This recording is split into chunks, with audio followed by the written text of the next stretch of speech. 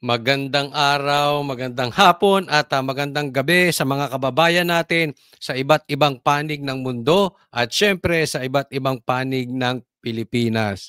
Kamusta naman po kayo? Shout out sa inyong lahat at sana po kayo po ay nasa mapayapang lugar bagamat ang ating gobyerno ngayon ay talagang wala tayong asahan dito. Okay, so ito po ang ating magiging topic ngayon. Tore, tinuruan si Martin, si Speaker Martin at ang Quadcom. Pangalawa, eto, matatawa kayo rito.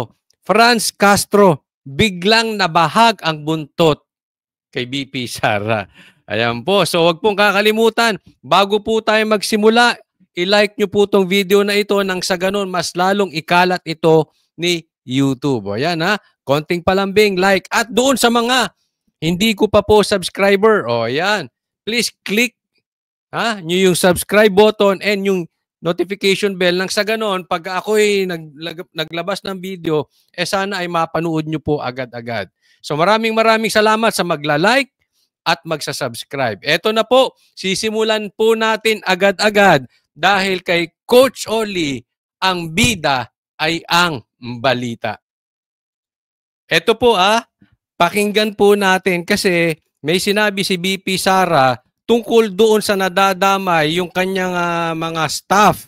At ito po ang suggestion, ito po ang sagot ni Speaker Martin. Pakinggan nyo po. Si BP Sara was asked ano po yung biggest challenge para sa inyo ngayon, and she answered, sabi niya, naawa daw po siya sa mga OVP officials niya, lalo na po doon sa ongoing hearing ng good government dahil nadadamay daw po sila. Di dapat na siya sumipot.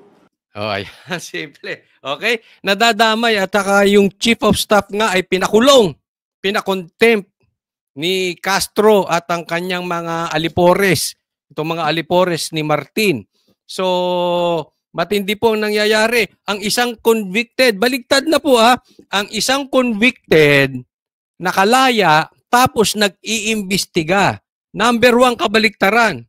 Ang pangalawa, isang hindi marunong sa batas, iniimbestigahan ng isang abogado. Grabe po talaga.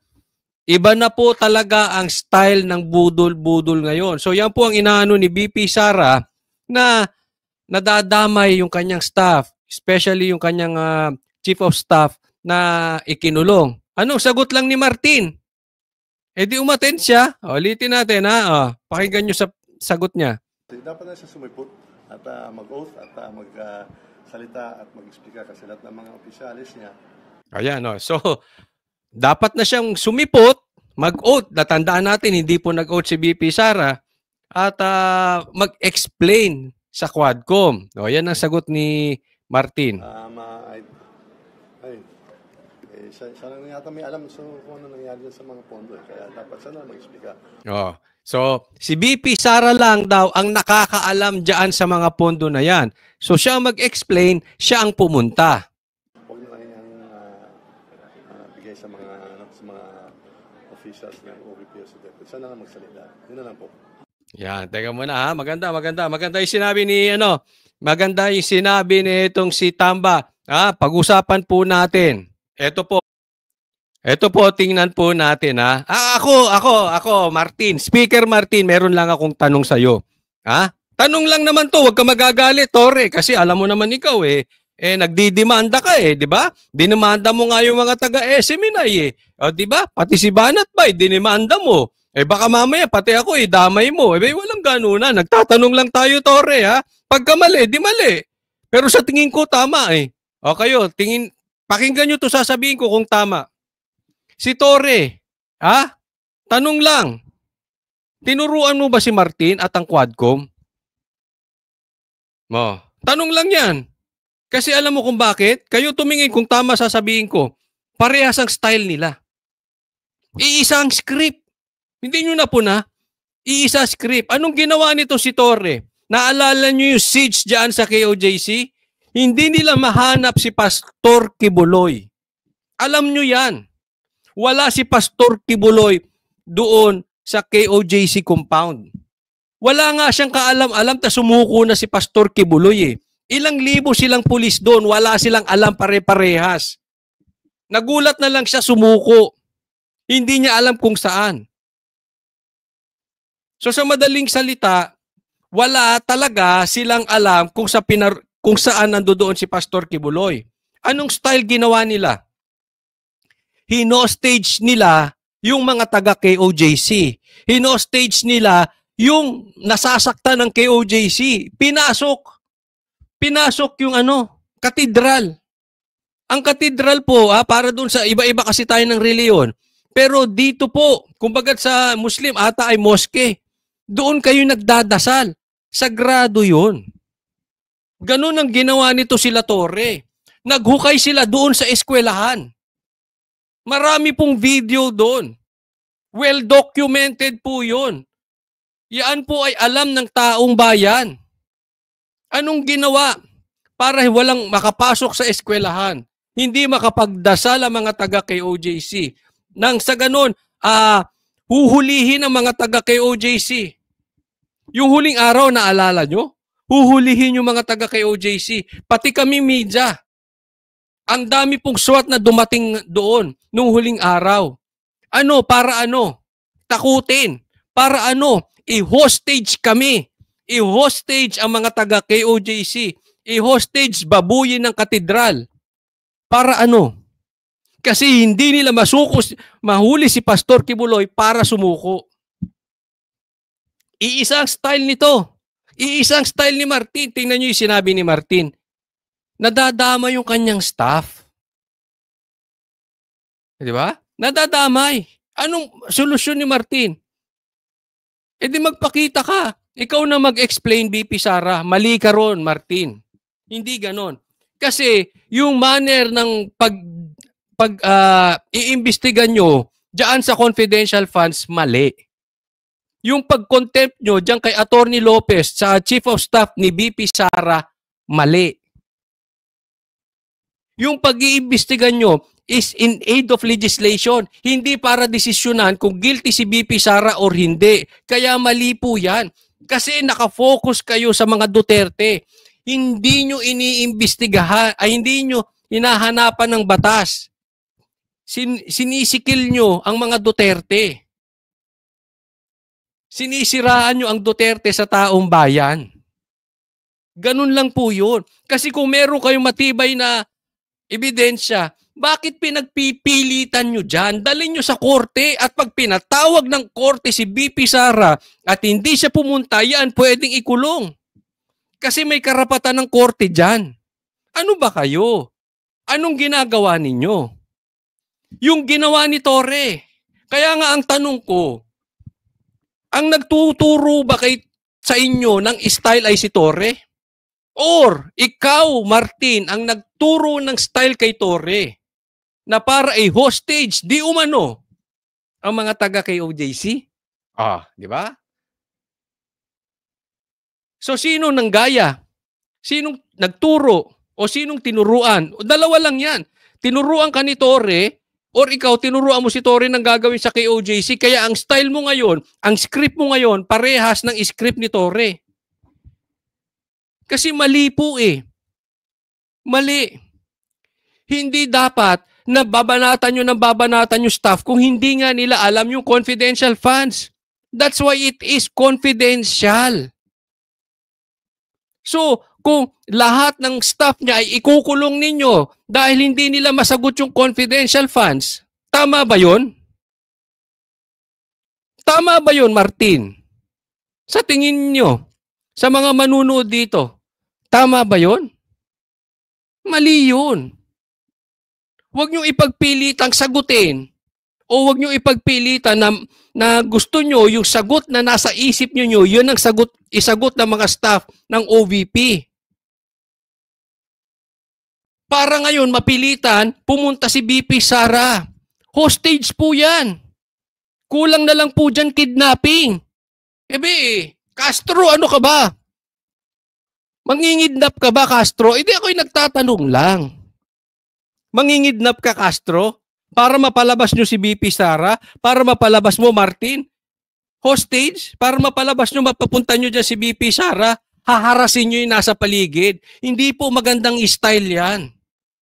Hindi po. Pero alam mo, may sasabihin ako isa, Martin. Be a man.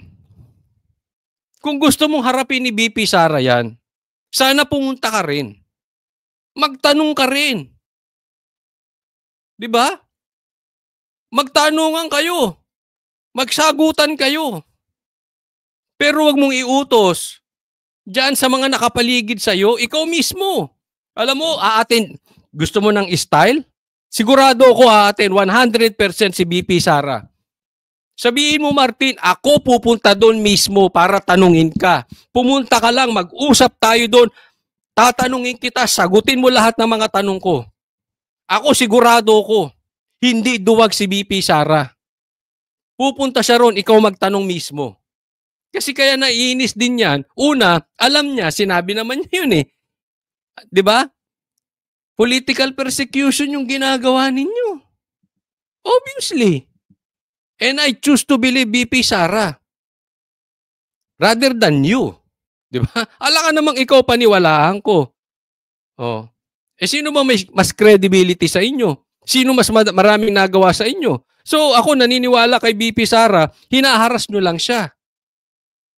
Pero ang isa pang nakakasakit doon, yung pangharas sa kanya, inuutos mo sa ibang tao. Kung ikaw mismo ang gagawa nun, haharapin ka ni VP Sara. Pustahan tayo. Ano sa tingin nyo, sa mga manunood? Sang-ayon ba kayo sa akin? Kung pupunta to si Tamba, to si Martin, sa tingin nyo, hindi siya pupuntahan doon ni VP Sara? Diba? Parang ang gusto mo, kasi kahit ikaw kahit ako sasabihin mo, ganon, haharasin mo lang ako? May korte naman, ba't hindi mo idemanda? Hindi doon mo palabasin lahat ng mali ni VP Sara? Bakit dyan? So gusto nyo mag-ipal-ipal para marinig ng taong bayan, sinisirahan nyo si VP Sara. That is harassment. Pero siyempre, takot ka eh. Yun ang nakakaasar. Taga-utos ka ng utos, nakatago ka sa palda ng mga nasa Quadcom. Isipin mo yun, sakit mo na. Nakatago ka sa palda ni Castro. Pangit, di maganda.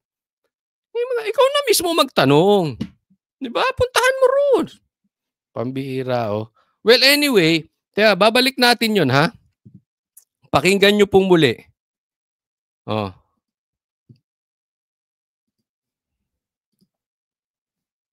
Ano po yung biggest challenge para sa inyo ngayon? And she answered, sabi niya, naawa daw po siya sa mga OVP officials niya, lalo na po doon sa ongoing hearing ng good government dahil nadadamay daw po sila. Ako may sagot ako doon, Tamba. Ano? Para ako may tama sa ulo. No? Ako may tanong sa'yo, Martin. Ba't ba karoon para kang sintu-sinto? Para lang naman hindi kita pinagbibintangang sintu-sinto. Pero yun para ka sintu-sinto ron. Nakatago ka na kila Castro. Nakatago ka na sa Quadcom. Para ka pang sintu-sinto. Pambihira, oh. Ay, nako. Dapat na siya sumipot. Hindi, sisipot siya. Pumunta ka rin. One-on-one kayo. O kahit may kasama kang iba, basta nandun ka. Sasagutin ka ni VP Sara, pupuntahan ka. Huwag ka lang tumago sa Quadcom. Mag-oath at salita at mag-explika kasi lahat ng mga opisyalis niya siya lang yata may alam kung ano nangyari sa mga pondo. Kaya kasi nga, confidential. Napaka-ipokrito nyo. dapat sana mag-explika. Huwag na lang yung bigay sa mga officials ng OVP o sa DepEd. Wala, isa pa tong spoiled. Bana ka sa pinsa mo si Marcos. Walang latak ang pinagsasabi nito. Yeah? Hindi mo pwedeng harasin kung mayroon kayong gusto doon sa isang tao. Halimbawa, meron kayong gustong gawin si VP Sara. Gaya ng ginawa nyo kay Pastor Kibuloy. May gusto kayong sumuko si Pastor Kibuloy. I-hostage. Di maganda. Di maganda. Eto, pag-usapan natin tong next. Eto, gagalitin ko muna kayo ng konti. Pero matatawa kayo dito. Biglang natakot. Biglang bumaba ang ihi ni Castro na bahagang buntot. Mamaya pakinggan ninyo, ha? Obserbahan nyo, tatawa kayo dito. So, kasalanan niya yan. Huwag niya kaming sisihin dahil ginusto niya yan na ang mga staff niya yung isalang. Eh siya nga yung pinapasalang namin, ayaw niya mag-take oath. Ayan. Kita mo? Pareha sila ng style ni Martin. Kasalanan ni BP Sara, kaya napapasalang yung mga staff niya. Hindi po. Kung mali ang tanungan ninyo, kung mali yung nanghaharas kayo, kung mali yung pagko-contempt mo, hindi makokorek ng isang mali ang isa pang mali. Naiintindihan? So kahit sabihin natin, mali ang hindi pagpunta ni BP Sara, pero ako, tingin ko tama lang. Bakit mo haharapin itong mga ito na ang talagang tumitira naman sa kanya ay si Tamba? Antayin nyo muna si Tamba magtanong. Pangalawa, talaga naman political persecution. But anyway, pareha sila ng style, napansin nyo ni Tamba? 'Di ba? Lumalabas sa bibig nila. Pansin nyo ito ha, kahapon, blinag ko, nadulas to si Franz Castro. Nadulas siya. Instead na Mr. Chair ang sasabihin niya, Mr. Speaker. Bakit? Kasi kung ano yung nasa puso mo, yun ang laman. Ayun ang lumalabas sa bibig mo. Alam mo, nakikita ron, bakit siya nadulas? Kasi yung script nila galing kay Tamba. Iisa script nila. Iisa ang sinasabi nila. Iisang style. Alam mo yung pagpapakulong nito kay Atty. Lopez, parang wala nang kwenta eh. Pero ipinilit, ipakontempt. Bakit? Sa tingin ko lang nung napanood ko, bago pa lang magsimula, may plano na silang i-contempt yan. Para mapilitan si BP Sara umattend sa Monday. Napapagtagpi-tagpi ninyo? Anong sabi niya? Ikukulong siya. Iko-contempt siya until when? Until Monday. Bakit? Kasi yung Monday ang next hearing. Tumatagpi, di ba? Tumatagpi. So, ibig sabihin, tingnan natin sa Monday. Kung darating si BP Sara, lalaya ka. Exactly, ganun ang ginawa ni Torres kay OJC. Dahil hindi niya kaya si Pastor Kibuloy, hindi niya mahuli.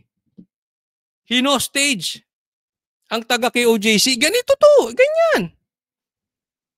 Pinilit nila. Pilit na pilit. Mapanood nyo, pilit na pilit yung pagpapakontempt. Wala na sa At alam na alam, yung salitaan nila, yung pinapakontempt niya, nagsasalita pa si Atty. Lopez, sumasabat na humihingi na ng second motion. Si Chua. Halatang-halatang scripted. They really want, bago pa lang magsimula, in my opinion, iko-contempt na para lumutang sa Lunes si BP Sara. At doon mo malalaman iisa script. Bakit? Ano yung sinasabi ni Martin? Dapat lumabas ka, BP Sara. Para hindi na yung staff mo ang tinatanong. Same thing. Yan din ang sinasabi ni Castro. Dapat lumabas ka, BP Sara, para hindi yung staff mong Yan talaga ang gusto nila. Palabasin si BP Sara. Pero mamaya, again, pag pakinggan nyo, bandang huli uurong ito. Bigla siyang matatakot. Pero nakikita nyo na, nagtagpi-tagpi pati yung pagkakadulas niya. Ang mastermind, di umano, pag tiningnan mo lahat ito, lumalabas na parang ito, si Martin. Alam natin lahat yan. Siguro walang nanonood dito na hindi iisipin si Martin ang mastermind. Pero ngayon, hindi lang opinion. Lumalabas, tumatagpi na, kumokonek na. Kahit si BP Sara, sinabi niya na si Martin talagang mastermind. Pero ngayon, napapagdugtong na natin. Lumalabas yung ebidensya. Lumalabas sa bibig nila. Pare-parehas ang script kung ano. Sinabi ni Martin, yun din ang sinasabi nitong mga ito. Para kayong mga asong ulol. So, wag siyang hipokrita. Ay, speaking of hipokrita, ikaw pa talaga, Megan. Hello! Ikaw ang convicted eh. Ikaw pa may gana magsalita ng ipokrita. Excuse me po. Ay, hindi, ako tanong lang naman to, sinusuportahan nyo ba ang mga NPA? Hindi, tanong lang hindi kita pinagbibintangan. Sinusuportahan nyo ba ang NPA? Kung hindi, bakit hindi ninyo sabihin na masama ang ginagawang pagpatay ng mga NPA? Now tell me, sinong ipokrita? Sino kumakanlong sa NPA? Hindi kita pinagbibintangan. Pero ba't hindi nyo madiin ang NPA? Sino ipokrita ngayon? Kaya nagtatanong lang tayo. Kasi ang lakas ng loob na ito magsalita ng ipokrita. I mean, of all people, ikaw pa magsasalita ng ipokrita? Excuse me. Ang tindi mo, Teng. Hapon kasi ako yung last interpellator. Pero nakita ko kasi for the whole proceedings mula nung nandoon ako, nakita ko yung talagang pagtatangka talaga ni COS Attorney Lopez na magsinungaling.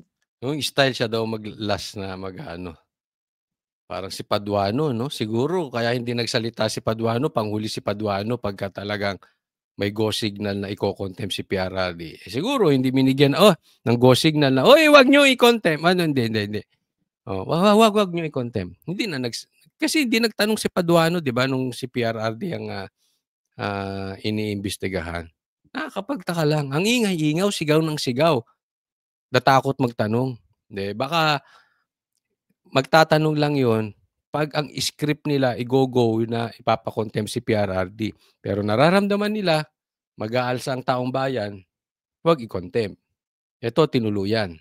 No, and not until na ipinakita ni DS yung mga sulat niya dun sa COA. Kaya talagang meron talaga siyang hibo ng pagsisinungaling. So yon. Number 2, hindi ako makapaniwala na si OS siya, hindi niya alam yung gawain ng kanyang mga, kumbaga, yung mga nasa ilalim niya, katulad ng SDO.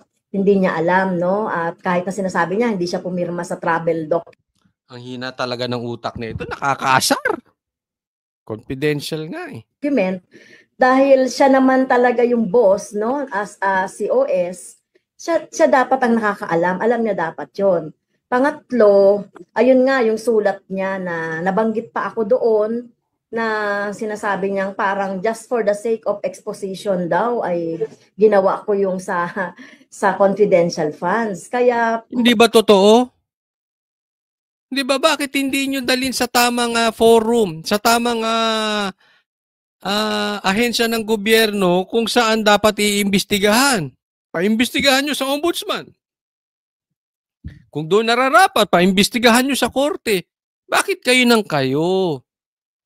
Ang gusto mo kasi, eto si Castro diktador. Alam mo yung parang hindi sila sanay sa demokrasya. Ayaw mo ba ng demokrasya? Karapatan ng isang tao sumagot.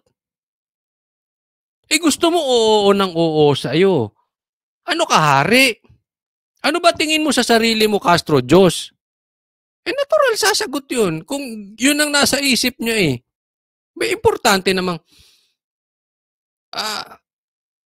sumagot din siya dun sa kanya. Yan ang niya. Yun ang side niya. Pambihira ka. Mukhang mali siya talaga doon. Mali sila doon.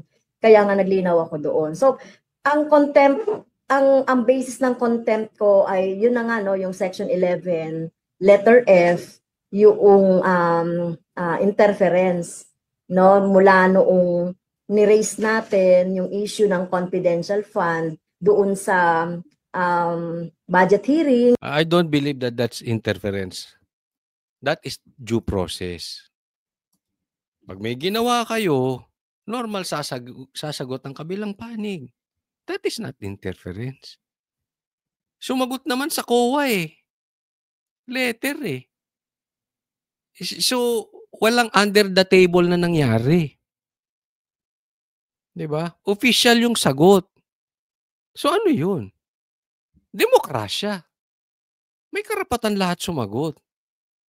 Nagkataon, hindi mo nagustuhan yung sagot. ng COA, no, dahil nga merong notice of disallowance. So syempre karapatan naman namin, no, karapatan naman ng taong bayan na malaman nila ano ba tong notice of disallowance dito sa 125 million.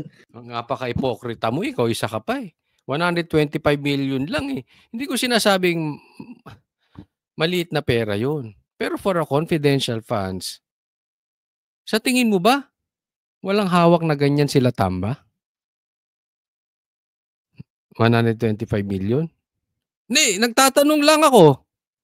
Sa tingin mo ba walang ganyan si Marcos? Eh baka yung ibang congressman mayroong ganyang hawak na pera eh.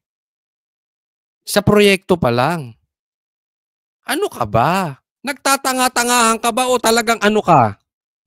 No, na confidential funds na dapat nga wala sa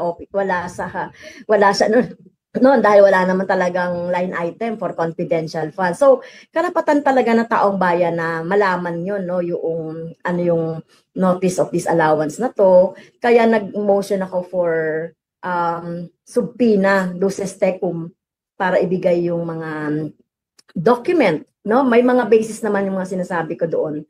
Kaya hindi lang for the sake of expose or whatever na iniisip nilang reason. Walang naniniwala sa'yo. Alam mo ba yan? Ha? Alam mo yung mga abogadong nakakausap ko ha? Marami akong nakakausap na abogado na hindi panatiko at hindi panatiko ni Marcos at hindi rin sila maka-Duterte. Yung mga abogadong nakakausap ko, neutral, nasa gitna. Magtanong ka ng abogado. Sige, tanong nyo. Sa mga manunood ko, tanungin ninyo ang mga abogadong kakilala nyo. Nasa gitna Hindi maka-Duterte, hindi panatiko ng Marcos. Hindi dilawan. Yung talagang paiiralin ang batas. Sasabihin, mali yung ginagawa ninyong hearing. Mali. Totoo yun, mali. Walang naniniwala sa inyo na hindi nyo ginagamit yung hearing na yan. Pambihira naman, oh. Hindi mo ba napapansin, Castro, wala nang naniniwala sa inyo, kayo-kayo na lang? Yung mga panatiko nyo na lang, yung mga nakikinabang na lang na mga vlogger sa inyo, kayo-kayo na lang. Nagtataka nga kami, bakit hindi nyo maidiin ng NPA? Pero dinidiin nyo si PRRD, dinidiin nyo si BP Sara. Ano ba naman? Hindi kita pinagbibintang ang NPA, ang taong bayan ang bahala manghusga dyan. Pero nakakapagtaka, ba't hindi nyo madiin? Gaya ng pagdidiin nyo sa mga Duterte, gaya ng pagdidiin mo ngayon kay BP Sara. So, kasama po yung letter niya sa COA na parang pumipigil sa COA na ibigay yung results po ng report sa House. Kasi confidential nga. Yes, isa yun, no? Isa yun doon sa mga rason. Pero sabi ko nga, for the whole proceedings talagang halatang nagsisinungaling siya, nagtatago sila, nag-evade siya, no? Kaya nag-culminate na yon doon. Kasi nga confidential, ano ka ba?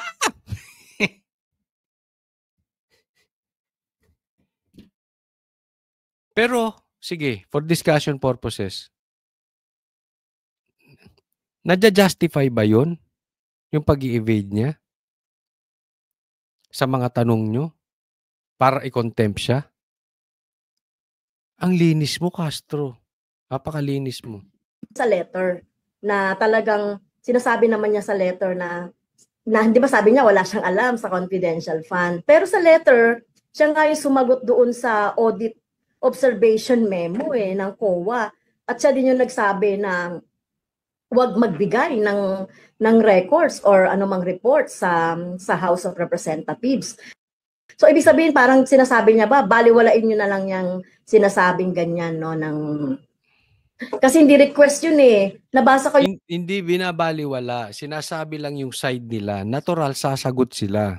Ito na naman, papasok na naman siya dun sa shield. Napaliwanag ko na yan kahapon, ipapaliwanag ko na naman ngayon. yung sulat, it is commanding. nakalagay kasi doon should. 'Di ba? Should. Parang inuutusan mo ang COA. Ang should kasi, ibig sabihin, ulitin ko ha, para dun sa mga hindi nakapanood, ito yung nararapat. Hindi dapat ibigay. Dahil confidential, nararapat. Ito yung nararapat. No?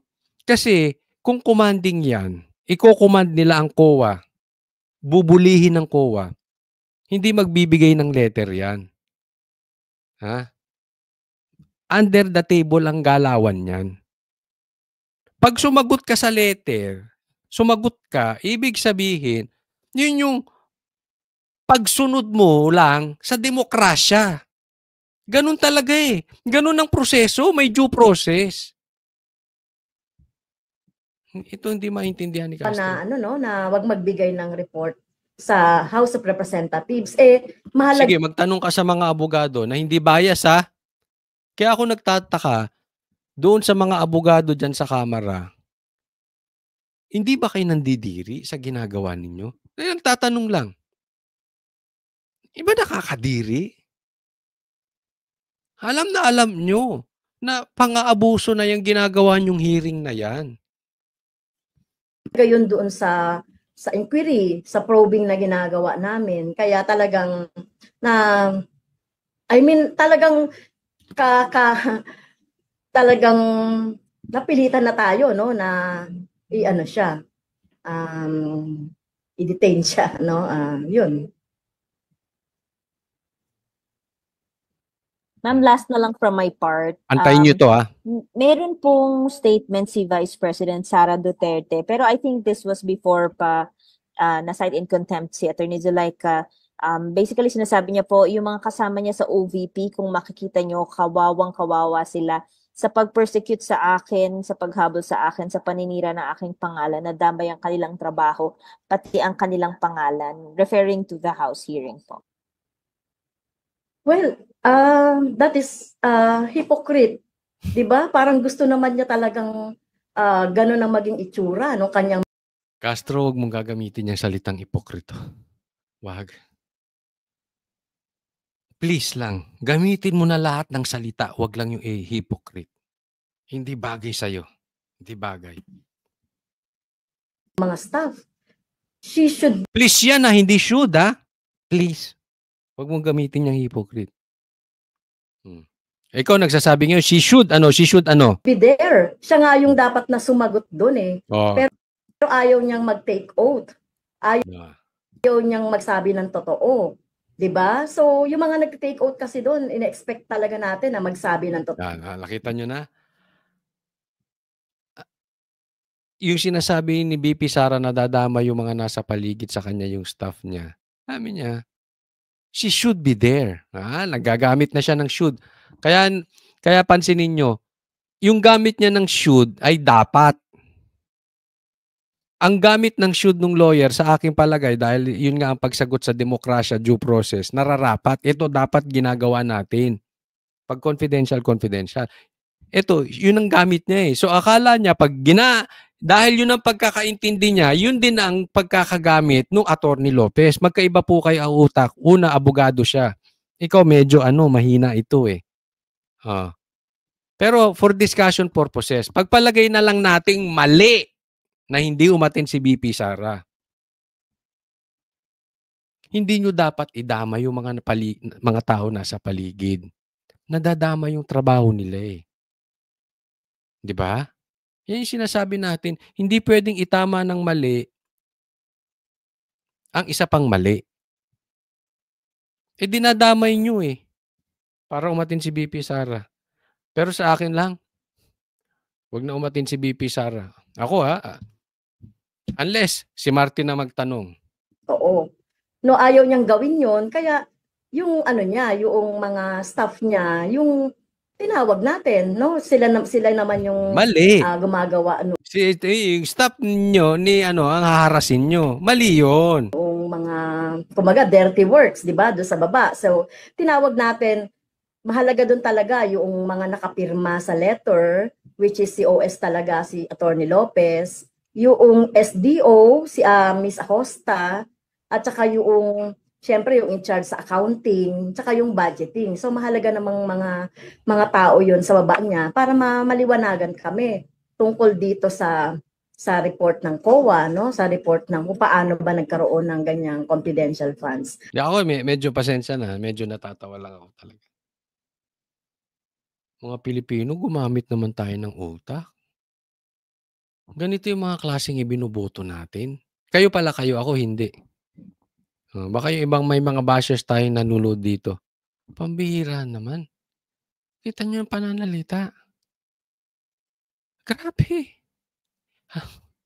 Natatawa ako sa inyong bumoto dito. Ngayon, iboboto nyo pa rin yung party list na ito. Talagang katawa-tawa na kayo. Ang masama niyan, tayo nakakaawa. Kahit tayong hindi bumoboto, nauuto kayo niyan.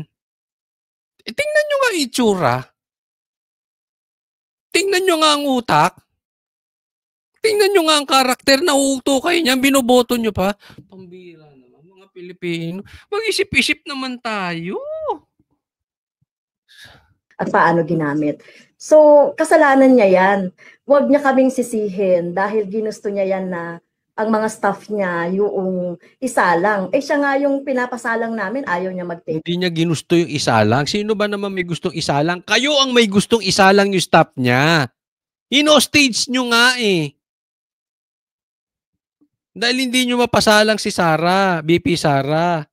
Hindi siya may gusto, kayo. Alam niyang mali eh, bakit niya pagagawa? Siya nga, mali na imbestigahan siya eh. Mas lalo na yung staff niya. So, wag siyang hipokrita. Please, wag Okay. Gamitin mo na lahat, please. Wag lang hipokrita. Okay, guys. Pakinggan nyo yung sagot ha. Tinan nyo, bigla siya matatakot kay BP Sara. Ma'am, follow up lang si Ian po. Ma'am, si VP Sara hindi pa rin uma-attend doon sa pagdinig ng Committee on Good Government. Sa tingin nyo, darating din yung point na kayo mismo ipapasite in contempt yun na. Yan. Nagdadala. Hindi pa uma-attend si BP Sara. So sa tingin mo, darating yung panahon na iko-contempt mo si BP Sara, papakulong mo rin si BP Sara? Tingnan nyo sagot. VP Sara. Depende, no? Kasi may mga, under our rules, depende doon sa magiging basihan. Yan. Gumagawa na ng excuse, natataranta na. ng contempt, no? So, kung magsasabi siya ng totoo doon, edi mabuti para sa taong bayan, di ba? Para sa mga kababayan natin na gustong malaman yung katotohanan. So, depende. Oo, hindi ko pa masasabi sa ngayon. So, sa ngayon, kung hindi siya pumunta, mukhang hindi naman na rin siya kailangan. So, ngayon, kung di siya pumunta, hindi na rin naman siya kailangan. Mahalaga lang yung SDO. Ngayon, kanina pinipilit niyang pumunta si VP Sara. Nagigets niyo yung ano? Kanina gusto niyang pumunta si VP Sara. Nung tinanong na siya nung reporter, darating ba yung panahon na ipapakontempt po siya kasi ayaw niya mag-attend. So, ibig sabihin, harapan na ito. Harapan. Parang tinatanong, ayaw niya umattend eh. So, darating ang panahon, kaya mo ba siyang i-contempt? Depende na raw, depende. At saka, hindi na rin niya kailangan umattend. Kanina, di ba, gusto niyang umattend. Pinipilit niyang umattend. Sinisisi niya pa si BP Sara, kaya daw yung staff niya ang nahaharas. Kasi, ayaw umattend ni BP Sara. Ngayon, biglang bawi di ba? Laban bawi rin to. Duwagcom ka nga. Sa duwagcom to. Nung contempt na pag-uusapan, parang ganito, tanong nung reporter, na-contempt mo yung chief of staff niya. Na-contempt mo ang isang abogado. Kaya mo rin bang i-contempt si BP Sara? Depende. At hindi na rin niya kailangan umattend. Kasi pag nag-attend, magkakaharap sila. Sisingilin siya ng tao, sige nga i-contempt mo. Baka walang go signal na ipa-contempt si BP Sara. Baka hindi sila binibigyan ng go signal ni Martin na i-contempt si BP Sara. Alam nyo kung bakit? Alam nyo? Kasi magagalit ang taong bayan. Maghihimagsik ang taong bayan. Ang taong bayan pupunta sa kalsada. Ayaw nila yun. Kaya ayaw nila i-contempt. Kaya ito biglang umurong. 'Di ba? Ilang minuto yung kanyang interview. Una gusto niyang umattend, sa bandang huli hindi na kailangan umattend ni BP Sara. O ngayon, sino ipokrita? Di natakot ka, umurong ka. Kasi hindi mo kayang i-contempt. Baka kasi walang go signal ni Martin. Ikaw pa mapagalitan, pag kinontempt mo, nagpunta sa kalsada yung mga taong bayan, sisihin ka ni Martin. O, sige, i-contempt nyo si BP Sara. We are waiting. I-contempt nyo rin si PRRD. Sige, go. Hindi po ako nananakot. Ha? Hindi ko po sinasabihan na maghimagsik ang taong bayan. Meron pong sariling puso yung mga yan. At pagsagad na ang pang-aapi ninyo, pupunta na sa kalsada ang taong bayan. Hindi nyo na mapipigil. So go ahead. Make our day. Contempt nyo nga si BP Sara at si PRRD. Hindi nyo kaya. Maraming salamat po. Huwag pong kakalimutan. I-like po itong video na ito at sana mag-subscribe kayo dito sa channel Coach Oli News PH. Meron pong banateros sa SMNI everyday, Monday to Friday. So mamaya, meron ulit, 8 p.m. po. Ha? Banateros sa SMNI. Para sa Diyos at Pilipinas nating mahal, maraming salamat po sa lahat. God bless everyone.